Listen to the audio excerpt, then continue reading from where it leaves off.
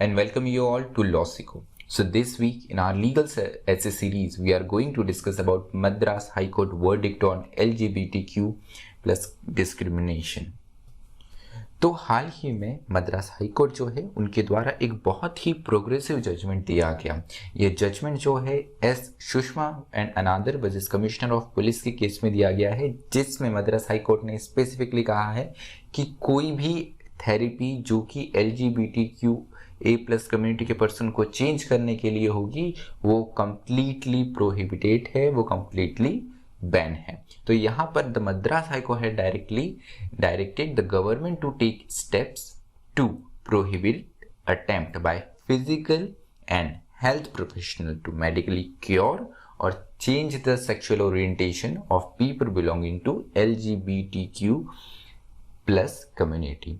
तो यहाँ पर ये इम्पॉर्टेंट है कि फिजिकली साथ ही साथ हेल्थ जो मेडिकल हेल्थ प्रोफेशनल है, फिजिकल एंड मेंटल उनके तरफ से कोई भी medical cure sexual orientation change करने के लिए प्रोहिबिटेड रहेगा।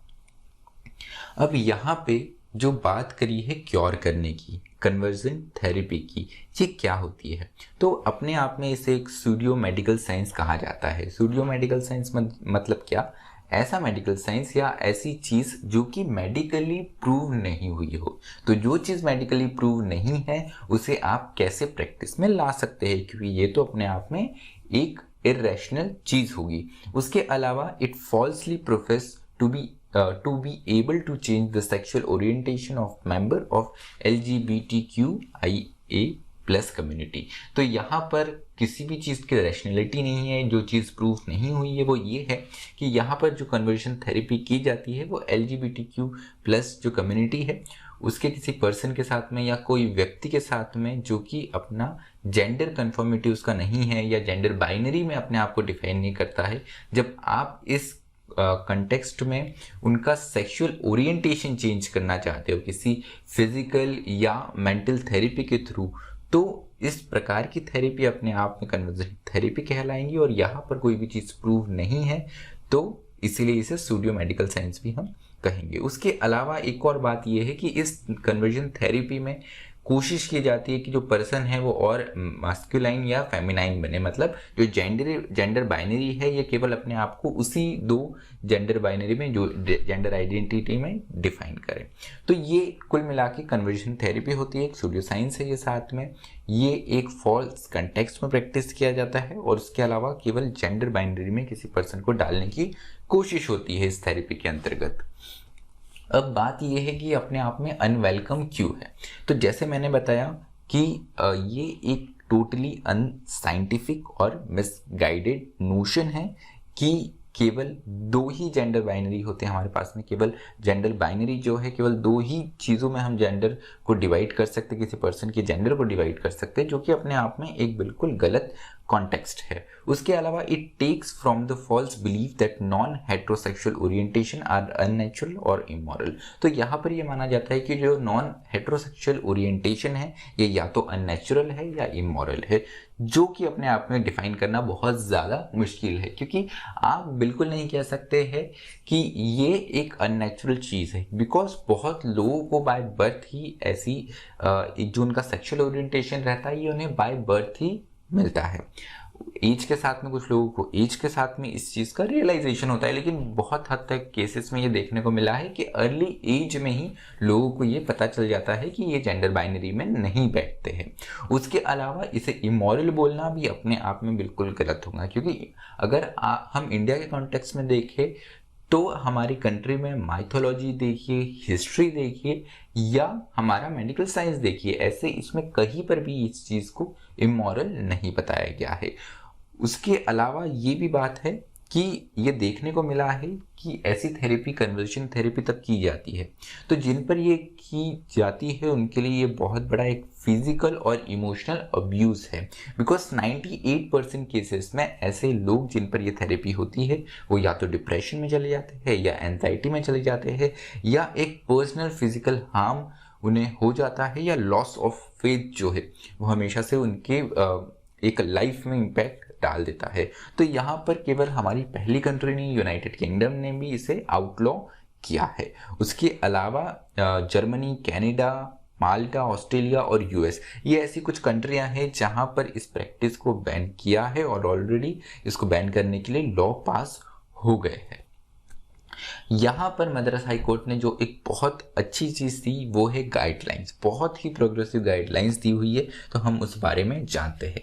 सबसे पहले एजुकेशनल इंस्टीट्यूट्स जो है उनसे रिलेटिंग गाइडलाइन है। बचपन में हम सबको याद है कि हम पेरेंट्स टीचर मीटिंग में यहाँ पर जाते थे, यहाँ पर पेरेंट्स टीचर्स एसोसिएशन मीटिंग होता था, तो यहाँ पर ये देखने को मिलता था कि हमारे मार्क्स डिस्कस हो रहे हैं और दूसरी उस संबंधित चीज़ें ही डिस्कस हो रही है। लेकिन अब हाई कोर्ट ने कहा है कि जो आपकी पीटीए होती है, पेरेंट्स टीचर मीटिंग या पेरेंट्स टीचर एसोसिएशन मीटिंग जो होती है, इसमें आपको सेंसिटाइज करना है पेरेंट्स को LGBTQA+ कम्युनिटी को लेकर। उसके अलावा आपको पेरेंट्स को अवेयर करना है कि जेंडर नॉन कंफर्मिंग स्टूडेंट्स कि जो पेरेंट्स होते हैं उनको किस तरीके से उनके स्टूडेंट्स को सपोर्ट करना, उनके बच्चों को सपोर्ट करना चाहिए, साथ ही साथ इस बारे में अवेयरनेस फैलाना। उसके अलावा ये भी बात की गई है कि एजुकेशनल इंस्टीट्यूशन जो है उनको जेंडर न्यूट्रल रेस्टरूम्स भी देने की ज़रूरत है जेंडर नॉन कन्फर्मिंग स्टूडेंट्स को लेकर। उसके अलावा जब भी हम स्कूल में थे या एजुकेशन इंस्टीट्यूशंस में, तो हमको याद है कि हमको कई बार एप्लीकेशन फॉर्म भरना पड़ता था, एग्जामिनेशन फॉर्म भरना पड़ता था।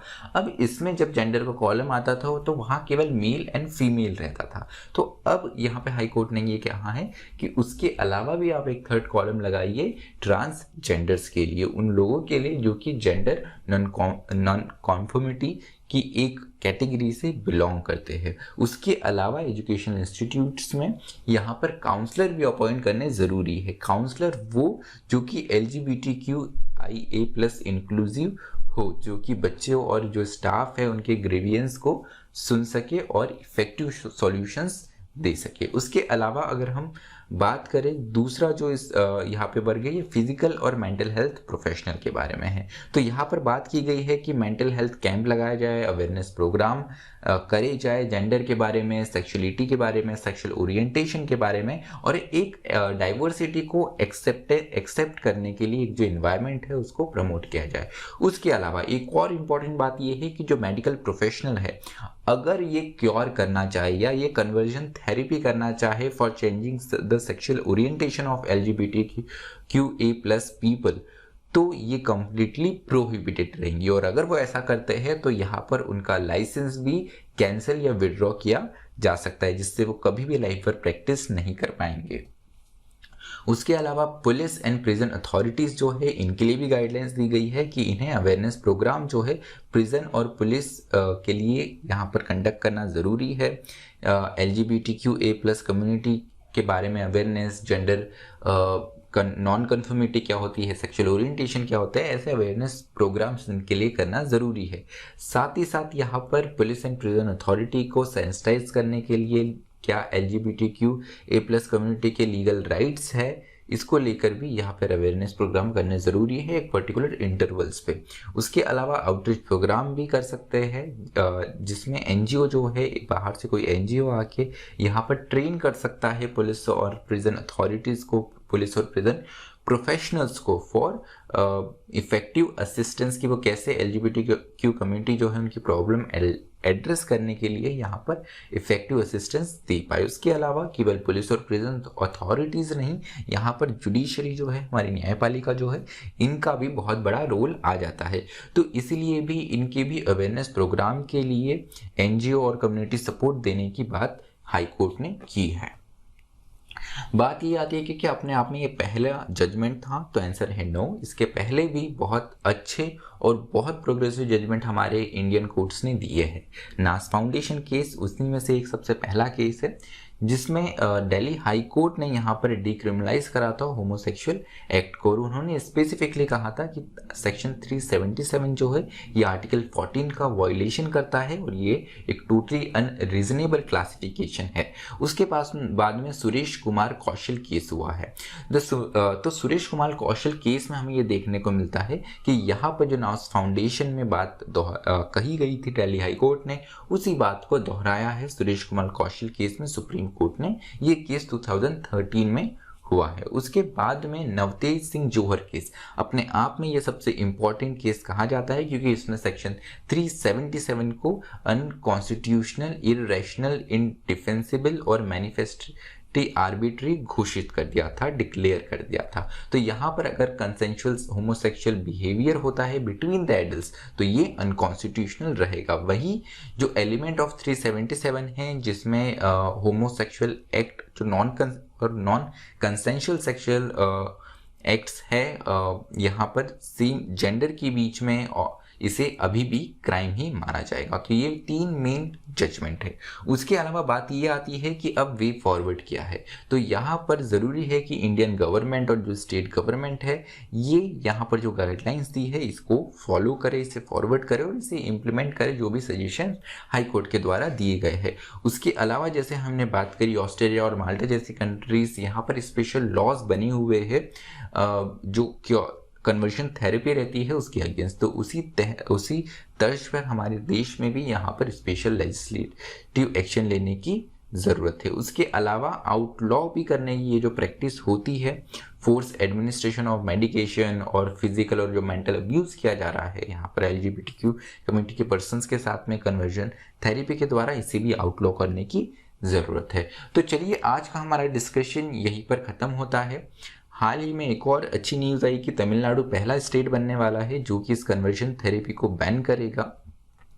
आपकी क्या ओपिनियन है हाई कोर्ट के इस जजमेंट के बारे में? क्या हाई कोर्ट को इस जजमेंट में और भी चीज़ें ऐड करनी चाहिए थी? उसके अलावा और क्या चीज़ें हम और हमारी कंट्री में जोड़ सकते हैं जिससे जो पर्सन है विथ नॉन जेंडर कन्फर्मिटी या जो ट्रांसजेंडर कम्युनिटी को बिलोंग करते हैं उनके लिए? तो thank you so much for listening me. हमारा आज का डिस्कशन हम यहाँ पर ही ख़त्म करते हैं। अगर आपको ये वीडियो अच्छा लगा है तो ज़रूर इसे लाइक कीजिए, शेयर कीजिए और हमारे चैनल्स को ज़रूर सब्सक्राइब कीजिए। Thank you. Stay tuned to law सीखो।